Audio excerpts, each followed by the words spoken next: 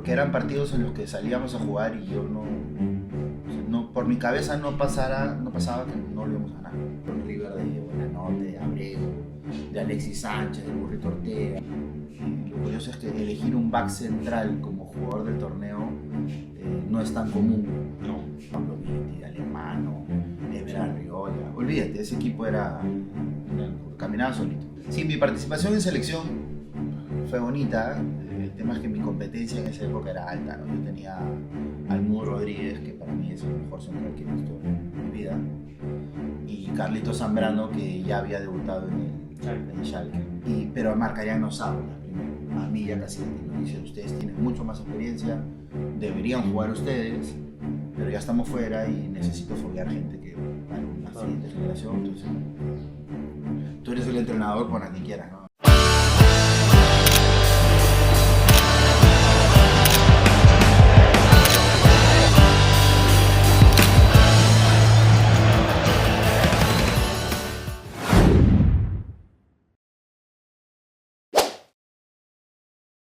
¿Qué tal amigos de Factor 11? Bienvenidos a un episodio más de nuestro podcast, de nuestro espacio donde nos gusta hablar de lo que más nos apasiona, que es el fútbol. Y bueno, sin más preámbulo, el día de hoy estamos con Orlando Contreras. ¿Cómo estás, Orlando? Bienvenido a la mesa de Factor 11, tremendo defensor. Ya no tratar de tu vida lejos del fútbol. ¿Qué tal? ¿Cómo te trata la vida? Bien, justo te comentaba, después de una carrera de 19 años, 2 años en segunda profesional y 17 en primera, hoy felizmente retirado, lo disfruto un montón. Cambié de deporte, ahora hago artes marciales, me jiu-jitsu, mis hijos, yo. Creo que mi vida siempre ha estado ligado a la competencia, a esta parte deportiva. A mí me ayudó mucho el deporte, así que creo que me va a acompañar mientras me dure el cuerpo. ¿Y quién te inculcó el deporte en tu familia? Es curioso porque mi familia no es que practiquen mucho deporte, pero era una política de mis papás que los hermanos, nosotros somos 3 hermanos, que los 3 hagamos deporte. Entonces creo que sobre todo mi papá fue bastante vehemente a la hora de la importancia o de las habilidades blandas que te daba el deporte, ¿no? La disciplina, el trabajo en equipo, resiliencia. Así que bueno, era obligatorio hacerlo en mi casa. ¿Y el fútbol en específico cómo llega?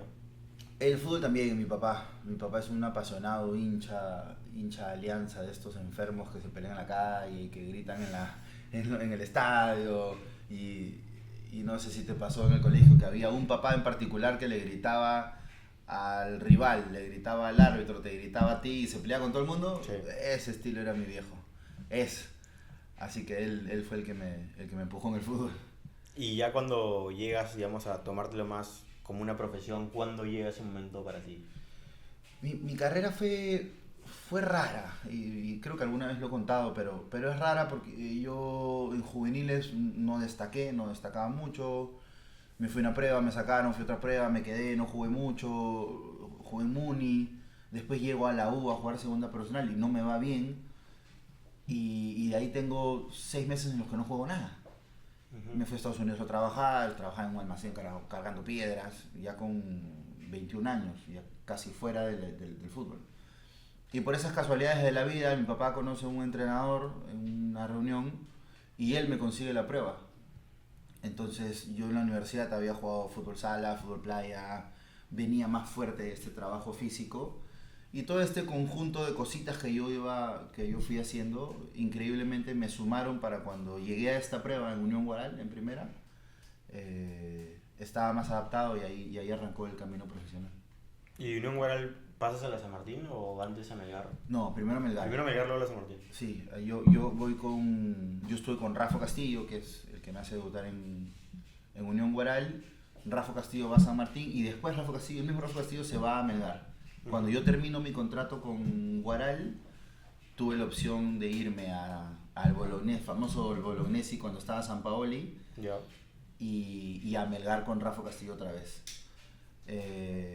Me pareció más atractivo irme a Melgar, entonces pasé de Guaral a Melgar, 6 meses nada más que viví en Arequipa, y de ahí me voy a San Martín en 2007. ¿Y cómo fue esa vivencia en Arequipa? ¿Cuántos años tenías en ese momento? 24 años. Ah, 24, ¿no? O sea, Sí. más tranquilo, creo, y no solo allá. Sí, ya un poquito más grande. A ver, qué lindo. Es el único lugar donde yo he vivido solo. En Arequipa. Entonces, con el cariño que le tengo a mi familia, hermoso. La pasé Sí. increíble. Sí, claro. 6 meses solo, jugando fútbol profesional, en una ciudad nueva. La verdad que fue súper agradable. Y luego el reto de la San Martín, que bueno, no era un equipo, todavía no es un equipo con hinchada ni nada, ¿no? Pero que termina siendo histórica la campaña que logran. ¿Te esperabas que llegara a pasar algo así? Pero todo lo que terminó pasando. No, la verdad es que no. Lo de la San Martín fue algo súper curioso, ¿no? Es como se juntan las piezas indicadas en el momento indicado. Y tenía, por ejemplo, yo tenía un central mayor que era Pepe Chacón, José Chacón, que se potenció con mi juego, que yo era súper vehemente, rápido, chico todavía, pero me faltaba mucha experiencia, entonces el orden me lo daba él. Y en todas las posiciones se creó una mixtura bien súper chévere, de la mano del Chino Rivera. Entonces hicimos un equipo súper sólido.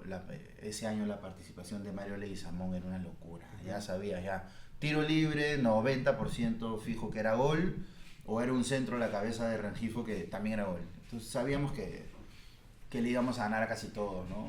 Fue un año lindo. 2008 parecido también, ¿no? Los 2 años seguidos. 2008 te elige DirecTV como el mejor jugador Sí. del torneo. Sí, el 2008 creo yo que es mi mejor año en toda mi carrera, porque además de haber salido campeón, empezando el año hicimos una Copa Libertadores que, si bien no pasamos de fase, le ganamos a River acá 2-0, el River de Buenanote, de Abreu, de Alexis Sánchez, del Burrito Ortega. Gallardo, ¿dónde está? No, Gallardo no estaba. El entrenador era el Cholo Simeone. Le ganamos al América de México con Salvador Cabañas. Olvídate. Entonces, fue esa Copa Libertadores, jugó eliminatorias.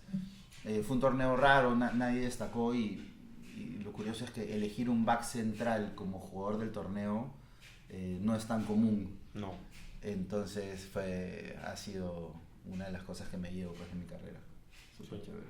Y luego al año siguiente pasas al equipo de tu papá, a Sí. Alianza. ¿Cómo fue esa? Primero cuéntame un poco la negociación, cómo te enteras que Alianza te quería. Yo trabajaba con mi representante en esa época, era Guillermo Cuellar, Cópora le decían a Guillermo, un personaje súper divertido. Y él empezó a manejarme desde que yo estaba en Unión Guaral. Él me vio: quiero trabajar contigo. Entonces siempre fui súper leal al trabajo con él. Y terminando el 2008, donde yo salgo bicampeón nacional y me había ido súper bien, pues tuve un montón de ofertas, tuve una chance de irme al extranjero. Pero como la chance del extranjero no se concretaba, que era el Anderlecht de Bélgica, la San Martín estaba en esa transición de saber si invertía más o no, y yo había dado un salto súper alto, ¿no? Entonces lo que me ofrecía la San Martín en ese momento no era lo que yo quería. Y ya pasar a un equipo grande fue otra cosa. Entonces la negociación fue súper fácil en realidad. Y dato también anecdótico: Alianza en 2008 había peleado el descenso con un super plantel y no contrató demasiado el 2009. Entonces la presentación del 2009, el último en salir como la contratación del año fui yo. Olvídate, para mi papá, que es hincha Alianza, bueno, yo en esa época más hincha también, son vivencias, pues, que te las llevas para siempre. Ah, tú eres hincha de Alianza 100%. Ya menos. Hoy yo trabajo en el sindicato de futbolistas, yo soy vicepresidente de la agremiación. Entonces el mismo trabajo me hace ser siempre neutro. Yo ya cada vez menos, y lo que priorizo es que las instituciones sean serias, sean ordenadas, que las condiciones para los futbolistas sean buenas. Ya no es necesariamente como hincha de algún equipo u otro, ¿no? Sí, pero de pequeño eras hincha de Alianza. Sí, de pequeño tengo mis fotitos de Alianza. Yo alguna vez se me ocurrió decir, papá, voy a ser de la U. En la época que Alianza no campeonaba, pues los 18 años clásicos, claro, que no campeonaba, y el bullying que nos hacían a los hinchas de Alianza era alto. Y yo le digo: bueno, voy a ser hincha de la U, le digo a mi papá. Y me agarró de la oreja, me sacó de la casa y cerró la puerta. En mi casa no vive gente de la U. Loco. Sí, olvídate. Hincha de verdad. En serio, de verdad, hincha. Y esa campaña del 2009, el grupo de Gustavo Costa, creo que era un grupo muy bueno, que bueno, al final no se logró el objetivo, pero pero hicieron un campañón. Sí, fue un año positivo en general. La gente no se acuerda mucho de eso. La primera parte del año estábamos punteros, la defensa menos batida. Yo jugaba con Fleitas, me acuerdo, con Altito Corso. Por izquierda iban alternando la Bala Moisés, la Manuel Corrales, Trujillo salía. Pero me rompo los meniscos. Partido contra Lancas, me acuerdo en Matute. Es mi primera lesión fuerte en el fútbol. Y encima la recuperación me demoré como 2 meses y medio en recuperarme. Entonces esa es la parte medio que negativa que yo tuve en Alianza. Después recuperé el puesto, terminé jugando las finales, que la U sale campeón. Pero en general fue un año positivo, fuera de esta lesión. El grupo bonito, generé muy buenas amistades en Alianza hasta ahora, ¿no? Marco Churliza, José Carlos Fernández, Junior Montaño, éramos un equipazo, la verdad que era un equipo sólido. Creo que los dos eran equipados, el de la U y el de Alianza. Sí. Los dos eran muy buenos equipos. Creo que de las mejores finales que han habido en el fútbol peruano en este siglo, me atrevería a decir. Y bueno, la mala suerte que Raúl Fernández tuvo un partidazo en Matute, ¿no? Porque ese partido estaba para que Alianza lo empatara y Como hasta mínimo, lo ganara. sí, como mínimo. Y luego ya en el Monumental, bueno, con el gol de Ñol de penal, ya era, creo que era mucho más complicado, ¿no? Con el público en contra, Sí. con el resultado en contra. Mira, tal cual, la final contra Alianza, la final en Matute, perdón, fue un partido de una locura, atacamos, lo buscamos. Raúl sacó de todo, ahí lo fastidiamos a Neca porque le decíamos que gracias a ese partido lo vendimos a Raúl a Francia.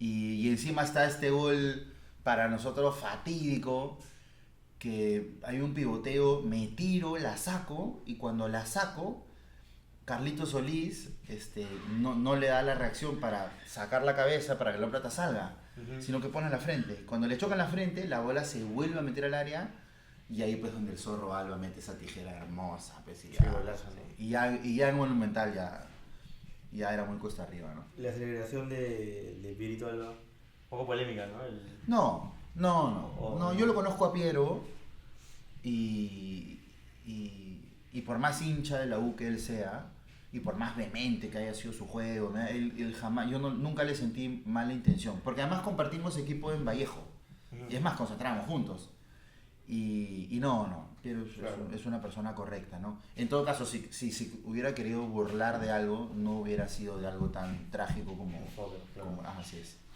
Claro. Y luego vuelves a la San Martín el año siguiente, ¿no?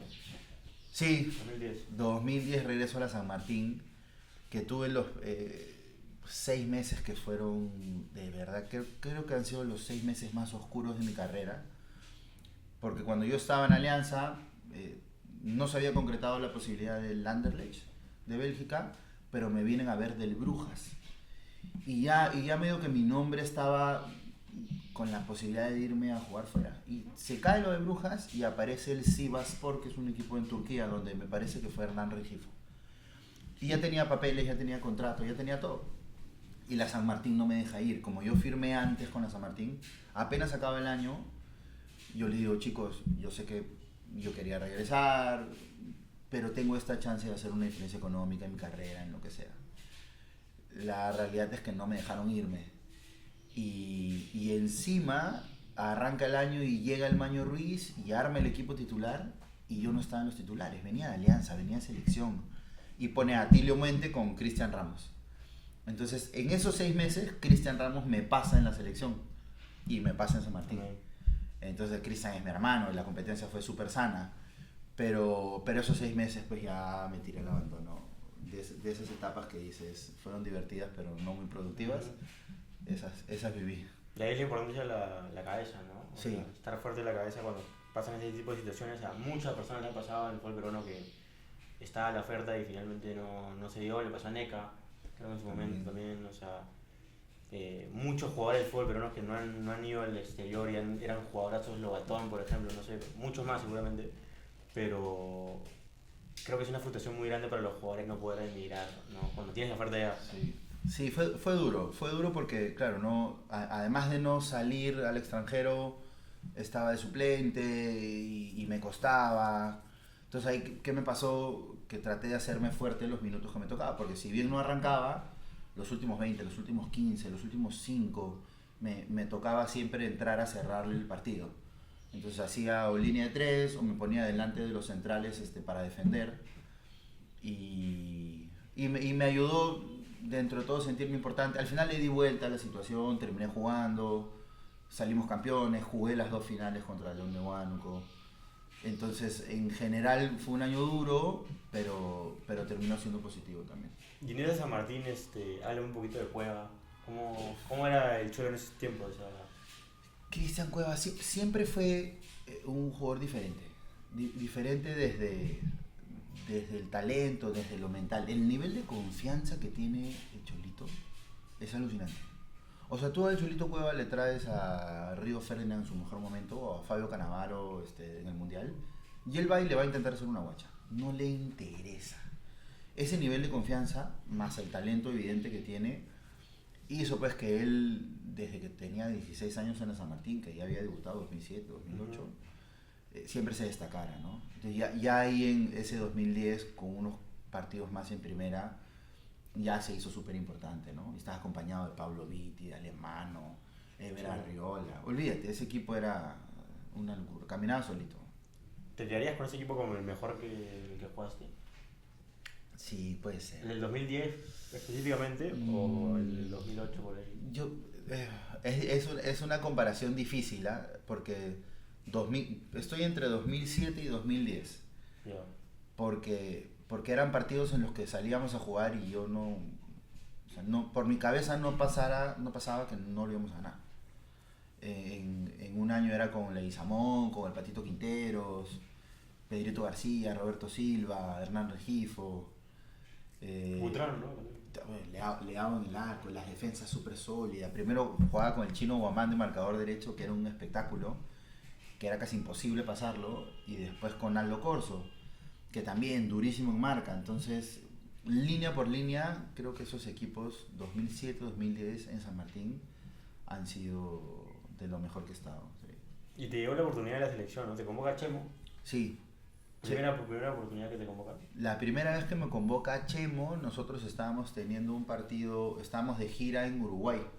Habíamos ido a hacer un cuadrangular contra Tacuarí, Nacional, Peñarol y nosotros. Y me convoca a un partido hermoso para jugar en La Paz, lindo debutar con la selección en La Paz, casi me muero. Entonces tuvimos que hacer, claro, el equipo se quedó jugando el segundo partido y Leao Butrón, Pedrito García y yo, me parece que somos los que habíamos convocado a la San Martín y viajamos, pues venimos para Lima y de ahí nos fuimos a La Paz. Me parece que quedamos 1-0, creo que perdimos. 1-0 perdimos. Sí, 1-0. Partido durísimo jugar en La Paz, la altura es pesada. ¿Tuviste más partidos después de esa eliminatoria, de esa campaña? Eliminatoria jugué contra Paraguay.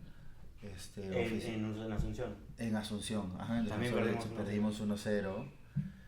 Y después varios amistosos, ¿no? Contra México, El Salvador, ¿Un gol Honduras. Sí, un gol. Hice un gol contra Panamá. Ese fue acá en Tacna, Moquegua. Sí, un gol contra Panamá. Sí, mi participación en selección fue bonita. El tema es que mi competencia en esa época era alta, ¿no? Yo tenía al Mudo Rodríguez, que para mí es el mejor central que he visto en mi vida, y Carlito Zambrano, que ya había debutado en Schalke. Entonces yo era el tercer central y era difícil pues pasar a dos chicos que venían de Europa, de un nivel súper alto. Y claro que tenía que no te daba un cachito tampoco, ¿no? El Mudo, por más que siempre andaba golpeado, siempre igual jugaba. Entonces siempre viajaba, estaba en lista, estaba ahí expectante, pero no tuve tantas chances. Y luego en la era Margarita ya encima se suma Cassiete. Sí. Vuelve a Cassiete a la selección. Vuelve a Cassiete a la selección. Reboredo también empieza a destacar. Entonces con Marcarián jugué un par de amistosos. Una vez una vez que jugamos contra Argentina ya eliminados, que terminan jugando Koichi, Duarte y Gambetta. Sí. Pero a Marcarián nos habla primero, a mí y a Cassiete, y nos dice: ustedes tienen mucho más experiencia, deberían jugar ustedes, pero ya estamos fuera y necesito foguear gente que para una siguiente generación. Entonces, bueno, tú eres el entrenador, pon a quien quieras, no pasa nada. Esa fue otra chance que también hubiera sido bonito jugar. Claro. Y luego de esa etapa en la San Martín llegas al Aurich. Sí, lo chévere del Aurich fue que jugué una Libertadores Contra Santos. contra Santos de Neymar. Contra Santos de Neymar. Y mis amigos me decían, oye, ¿vas a jugar en contra de Neymar? ¿Qué vas a hacer? Y sí, pues evidentemente el equipo diferente, ¿no? Un equipo Neymar, Ganso, Arauca. Equipo... ¿El no estaba todavía, creo? No, ya no juega. no, ya no está, él no estaba. Y no me fue tan bien en el Aurich, no jugué tantos partidos. Yo siempre fui medio engreído y casi toda mi carrera la había hecho en Lima. Entonces moverme a provincia otra vez, la transición, ya con familia, ya con mi hijo, ya otras preocupaciones. Esa etapa fue un poco dura. Pero al final igual recuerdo, o sea, en general recuerdo haberla pasado, lo pasé. Bueno, jugaste la Libertadores, ¿no? Claro, por eso yo creo que ya de grande lo que aprendes a hacer es a llevarte lo mejor de cada año, ¿no? Entonces, si bien no fue un año súper positivo, porque me peleo con Umaña y después llega Franco Navarro y me peleo con Franco Navarro, termino sin salir en lista los últimos 6 meses, ni siquiera en lista. Pero ese inicio del año, el poder contarte ahora que jugué contra Neymar, que estuvimos en la Libertadores, que jugamos contra el Internacional de Porto Alegre, de Alessandro, son cosas que no cualquiera tiene la historia de decir, más tengo mi foto hermosa, pues enorme, metiéndome un tabazo en Neymar lindo, que ahí te lo voy a enseñar. Por favor. Y una pregunta, ¿qué clase de problemas suelen haber siempre entre los entrenadores y jugadores? O sea, por poner ejemplos, ¿no? Sí, lo que pasa es que el jugador de fútbol, y ya yo de retirado te lo puedo decir, tiene el ego súper alto, ¿no? Y lo que no entendemos es que el entrenador tiene un abanico de posibilidades para elegir y elige de acuerdo a su preferencia, a lo que él considera que es correcto o a sus gustos. Entonces yo puedo sentirme el mejor central del mundo, que yo en esa época me sentía el mejor central del país. Pero de repente el entrenador quería un central que tenga mejor juego aéreo. Y yo era más ligero, más rápido y que iba bien a los cruces, pero él quería a alguien de mejor juego aéreo. Es un ejemplo, ¿no? Entonces ahí es donde empiezan los conflictos, donde yo creo que tengo la autoridad de decirle ponme, pero la realidad es que él decide. Entonces ahí es donde empiezan, que es injusto, que no me pongas, que yo me entreno mejor, que yo estoy mejor que... Son percepciones, ¿no? Entonces ahí es donde casi siempre los problemas empiezan porque no entendemos pues, que al final la decisión final es del entrenador, te gusta o no, y a ti te contratan para usarte en el momento que te necesiten, no cuando tú quieres. Eso es complejo. Debe ser bien complejo. Y luego llegas también a Lavallejo. Sí. Otra etapa más en otro equipo de provincia. ¿Qué diferencias encuentras entre Lavallejo y Aurich? Y esa fue mi reivindicación, le digo yo. Porque el Aurich, si bien tuve compañeros súper agradables y súper buenas personas, no terminé de conectar con ellos. No con todos, ¿no? En cambio, en Vallejo, otra vez con el Chino Rivera, era un equipo que era una familia enorme. Paolo de la Gaza, Tragodara, Toto Isasola, el hermano Cucurucho, que es lo más gracioso que conocí en mi vida. Entonces apenas le veía la cara, yo ya me estaba riendo. Entonces yo llegaba siempre a entrenar y la pasábamos tan bien y se formó un grupo tan bonito y con la confianza que te da el Chino Rivera pues, a sus jugadores. Me parece que ese año quedamos cuartos, jugamos la pre-Libertadores contra Tolima de Colombia y quedamos fuera faltando 5 minutos, que Tolima nos ganó 1-0 allá y ahí en Trujillo nos empató faltando nada y quedamos fuera. Pero en general fue un año súper positivo, competimos de igual a igual con todos, entramos a un torneo internacional nuevamente. Ese año fue... Sí, la verdad es que la pasé súper bien. Acá tenemos el camiseta de ese año de Lavallejo, sí. Justo Renzo, el hijo del Chino, es de mi colegio, me regaló en un cumpleaños. Sí, lo conozco, Rencito, claro, desde que son chiquitines. Sí. Y ahí está la camiseta de Lavallejo. Qué buen equipo ese Vallejo. No creo que muchos tengan esa camiseta. No, claro que no. Buen equipo. Buen equipo, ¿no? Sí, teníamos un bandón. ¿Y León de Huánuco? ¿Qué me puedes decir de León de Huánuco después? León de Huánuco. León de Huánuco fue enseñanza. Eso fue todo aprendizaje. Por ahí ya te conté, yo era medio engreidón y no me gustaba volar encima. O sea, nunca me gustaron los aviones. Y lo hacía por trabajo. Entonces cuando teníamos que ir a Huánuco, que viajábamos en una paloma de acero, ya desde que llegabas era incómodo. Y bueno, acostumbrarme a la ciudad, mi hijo mayor ya tenía 5 años, pero mi hijo menor, Nicolás, llegaba recién nacido. Entonces entre que no quería viajar, me quería quedar, fue un momento ¿Tu emocionante. familia vivía acá? Sí, claro, todos son de Lima, pero cuando me tocó moverme a provincia, siempre fui con ellos, ¿no? Entonces cuando esa transición, llevarlos allá y no querer moverme, Huánuco no fue fácil para mí. Estuvo duro. ¿Y qué opinas si hay gente que lo que hace es, su familia se queda en Lima viviendo y ellos viajan a jugar a provincia? Yo no sé cómo hacen. Hay gente que hace. Sí, claro, tenía un montón de amigos que hacían lo mismo. Yo creo que cuando tenían hijos más grandes, como tenían los hijos más grandes que ya estaban en el colegio, por ejemplo, ya era difícil mover toda la familia y la parte académica, cambiarlos de colegio, conseguir la vacante. Eso es complicado, entonces era más entendible. Yo sí no podía, no sé qué hubiera hecho yo si es que hubiera estado solo en otras provincias. Para bien o para mal, no sé qué hubiera pasado. ¿Tú crees que es algo que le juega a muchos jugadores en contra cuando se van probablemente al extranjero, que están lejos de la familia y les termina afectando mucho? Lo que pasa es que la tentación es muy grande y yo creo que pasa por eso, porque imagínate, ganas bien, estás en una provincia solo y entrenas 3 horas al día. ¿El resto del día qué haces? Es complejo y tienes acceso a ir a buenos restaurantes, a conocer chicas, físicamente estás en buen estado, llamas la atención, la gente te conoce en la calle. Entonces no es fácil controlar esas distracciones. No sé si alguna vez viste este video de Muhammad Ali, el boxeador, que decía ¿qué es lo más difícil de tu entrenamiento? Y él dice mantenerme alejado de las discotecas y de las chicas. Bueno, Y alucinante, y lo dice en una entrevista porque es real, claro. Aparte son chicos de 25 20 años, claro. 20 años, que lo único que quieres es vivir. Esa parte la gente no la entiende, pero es difícil. Es bien complicado, me imagino que debe ser bien complicado, ¿no? Con el dinero que ganas también, creo que es lo más complejo.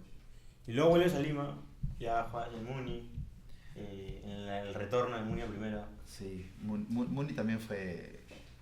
Muni tiene las dos caras de la moneda, 2015-2016. 2015 tuvo una lesión espantosa, tuvo un desgarro enorme, y después del desgarro me dio pubalgia. No sé si alguna vez has escuchado de la lesión. Ni idea. Todos los futbolistas que han pasado pubalgia o todos los chicos que han tenido pubalgia alguna vez me sabrán entender. Es una lesión de la zona del abdomen que se te retrae y es cuando tú quieres hacer algún movimiento brusco, es como que agarraron un cuchillo y te hicieron así, en medio a la altura del pubis. Y esa lesión me mató todo el 2015. Entonces no pude jugar, tenía 2 años de contrato, tenía un dirigente en particular en el Muni que me trataba como si fuera un perro, que me decía, claro, estás viejo, estafador, te pagamos por las puras, vete, bla, bla, bla. Entonces cuando acaba el año yo no tenía dónde irme porque como no había jugado no tenía otras opciones. Entonces yo le dije, bueno, si quieres que me vaya vas a tener que pagarme todo mi contrato del 2016 porque tengo que darle de comer a mis hijos. Sí. Te guste o no, y además tú firmaste los 2 años, yo no te obligué. Exacto. Y bueno, fue un reto pues porque me acuerdo esa parte, cuando te sale esa parte competitiva que ya ganaste, de resiliencia, de decir, no, les voy a demostrar que están equivocados. Apenas terminó el 2015, no hubo un día que yo haya parado de entrenar doble horario. Todas las vacaciones, Año Nuevo, Navidad, entrené todos los días para llegar preparado al 2016. Y el 2016 justo llega Aldo Corso a Muni, llega Pablito Lavandera, Maxi Velasco, Juan Diego González Vigil. Se arma un grupo donde yo me sentía también mucho más cómodo. Y si no me equivoco es la última gran campaña en Muni. 2016 sí. Que perdemos la semifinal con Cristal estando 2 penales arriba. Sí. Y que hubiera sido histórico pues, llegar a la final, pero estuvimos a un pelo, ¿no? Sí. Entonces ese Muni también fue una revancha para mí en ese equipo. ¿Y cómo calificarías al hincha de Muni? El hincha de Muni es un hincha, en general, bueno, hoy está cambiando un poco, pero el hincha de Muni, por más de que ame al equipo, tiene que entender de que yo puedo amar algo, pero si no le doy nada a cambio, no ofreces. Es fácil gritar mirando la tele. Anda al estadio, consume. O sea, anda, agarra, paga tu ticket y ahí realmente estás siendo un hincha. Sí. Porque la gente no entiende de que la industria del fútbol es la industria del entretenimiento. Yo tengo que decidir mi tiempo de ocio, usarlo en favor de mi club, claro. Yo soy hincha de tal equipo, no voy al estadio nunca. Yo soy hincha y no me compro la camiseta oficial, compro una pirata. Yo soy hincha y no pago el canal exclusivo que tiene el club. Es la única manera que tiene el club de generar recursos para invertir, para traer mejores jugadores, para tener infraestructura, para, qué sé yo, para desarrollar. Y hablando de gestión en el deporte, ¿no? Uh-huh. Entonces el hincha de Muni, por muy hincha que sea, no iba a la cancha. Y iba cuando estaba en su peor momento, pero la cosa estaba bien y habían, no sé, 200 hinchas. Entonces, muchachos, es fácil criticar, pero desde tu lado también hazlo, ¿no? También claro. suma. Sí, bueno, complicado y sobre todo el momento que atraviesa Muni ahorita también. No, sí, complicado. Y llega tu última etapa de Cantolao, ¿cómo así? Cantolao fue lo último de mi carrera. Los 2 primeros años súper bien, de verdad que ahí conocí a Carlito Silvestri, que le tengo un aprecio grande, me dio un valor desde el liderazgo que me puso en una posición súper buena para mí, ya como un ejemplo a seguir para los más chicos, ¿no?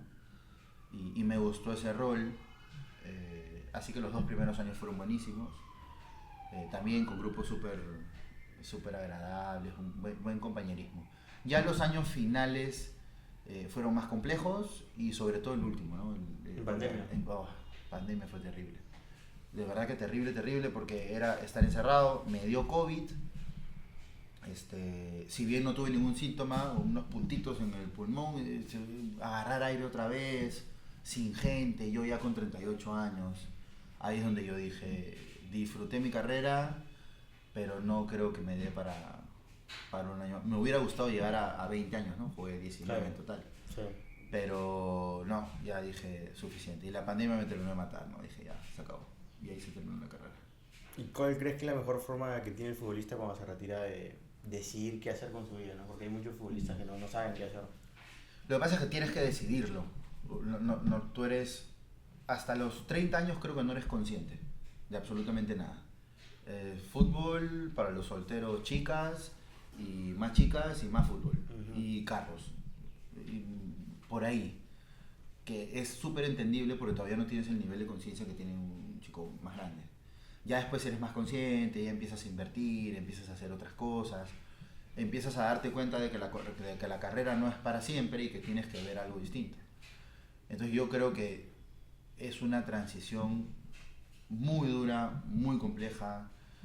Conozco mi caso personal y muchos más, una depresión enorme, porque siempre lo digo, el que es doctor se muere siendo doctor y el que es arquitecto se muere siendo arquitecto. Tú como futbolista profesional tienes que matarlo para volver a nacer en otra cosa. Entonces esa parte es súper compleja y la única manera es preparándote.